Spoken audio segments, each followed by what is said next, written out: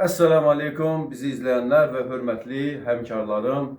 Bugün 20 ilde ilk defa gördüğümüz bir olayla hakkında danışacağız. Yine de hemşeki kimi Y4 hatası ve yine de Özbekistan istehsalı olan Yoshiro kondisiyoneri. Ama bu defaki Y4 hatası başkalarından bir qədər fərqlidir. İndi biz operatorumuzdan xahiş edəcəyik və operatorumuz deməli sensorların deməli rezistansını ölçməyimizi göstərəcək.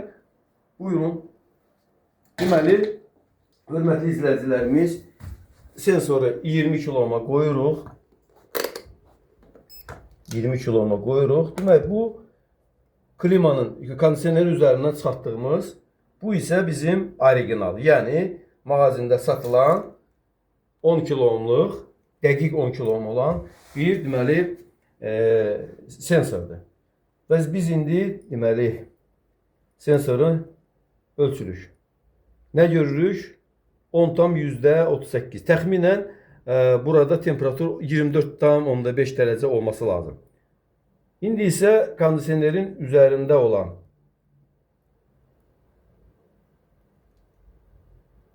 ve burada 11,10'dur. Yani 1 kilo ohm burada bir fark görürük. 20 ilde ilk dəfədir ki biz demək bir sensorun öz rezistansını 1 kilo ohm artırdığını görürük. Bütün sensorları biz nə görmüşük? Sensor öz tutumunu itirir. Hörmətli izləyicilərim, ümumiyyətlə bu sensor necə hiss edir ki, kondisionerdə müəyyən bir problem var. Qeyd etmək istəyirik ki, adi kondisionerlərdə Shivaki kimi, Yoshiro, Artel, başqa kondisionerlərdə adətən 2 kondisioner olur, amma bəzilərində 3, Mitsubishi kimi kondisionerlərdə isə 5 ədəd, bəzi vaxtda daha çox sensor ola bilər. Əlbəttə, biz ev kondisionerlərindən danışırıq. Deməli, burada bu sensorun nədir işi? Otaq sensorunda bir işi var. Otaqda olan temperaturu ölçsün, yəni bu sensor yalnız otaqda olan temperaturu ölçmək üçündür. Bu sensor isə borunun temperaturunu ölçmək üçündür. Və borunun sensorunun temperaturunu ölçəndə nə hadisəsi baş verir? Tutaq ki, kondisioner kompresor işə salıb, amma kompresor işə düşmür. Məsələn, kondensator sıradan çıxa bilər, bəli. Kompresorun üstü yana bilər. Kondisionerin gazı ya çox olar, ya az olar. Çox olsa kompresor qızıb atar. Bir müddət sonra burada soyuma hadisəsi baş vermədikdə yenə kondisioner sönəcək. Bundan sonra nə ola bilər? Çox nadir hallarda bu hissə, bu seksiya, yəni sensorun dayadığı seksiya ümumiyyətlə soyutma getməz orada və bu səbəbdən yenə də Y4 xətası göstərir. Və ən nəhayət bundan qabaq biz videomuzu çəkmişdik. Y4 xətasında ən çox nə idi? Sensorun öz tutumunu itirməsi. Və sensorun öz tutumunu itirməsi zamanı nə baş verirdi? Yəni, deyək ki, 10 kilo ohmda 25 dərəcə göstərir. Bəs tutum itəndə nə olur? Tutum itəndə plataya gedən siqnal tamamilə başqa formada gedir. Yəni 10 kilo ohmda 25 göstərilirsə, burada 8 kilo ohm olacaqsa, o zaman artıq 25 dərəcə 8 kilo ohmda göstərəcək. Bu isə onun çaşmasına səbəb olur.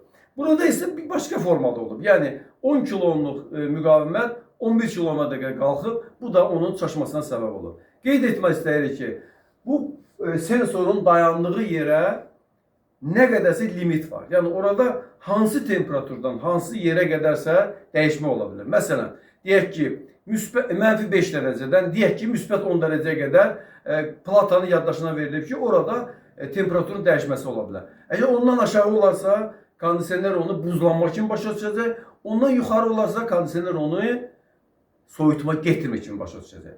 Dolayısıyla, əgər Y4 xətası kondisionerdə görürsünüzsə, nağıl danışmağa dəyməz. Nə bilim, kondisioneri aparmaq lazımdır, motorunda falan şey var. Birinci növbədə bizim yoxlayacağımız şey onun sensorudur.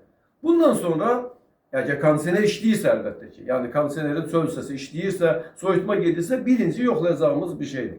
Ola bilər kimsə məndən soruşa bilər ki, ay Yusuf müəllim, necə olur ki, Yoshiro, Artel, Shivaki, o birisinin adı yadımdan sonra Arctic, bunların hamısında eyni Y4 xətası olur. Qeyd etmək istəyirik ki, bu bizim Özbək qardaşlarımızı istehsas elədiyi bir kondisionerdir. Amma çox təəssüflər olsun ki, çox böyük ehtimalla bu partiya haradansa alınıb, yəni o sensorlar haradansa alınıb və onların keyfiyyətində bir problem var. Biz buradan onlara müraciət edirik ki, bu sensorları başqa bir daha keyfiyyətli sensorla dəyişsinlər. Bu da onların mallarının daha çox satılmasına səbəb olacaq. Əks təqdirdə burada sanki Y4 anti-təbliğat rolunu oynayacaq. Yəni anti-reklam rolunu oynayacaq. Bizi axıra qədər izlədiyinizə görə biz sizə təşəkkürümüzü bildiririk. Mən Yusuf müəllim, kondisionerlərin təmiri kitabının müəllifi. Kitabı əldə etmək istəyənlər lütfən bizə müraciət etsinlər. Biz də inşallah onu WhatsApp-la sizə dərhal göndərərik. Əssəlamu aleykum və rəhmətullahi və bərəkatuhu.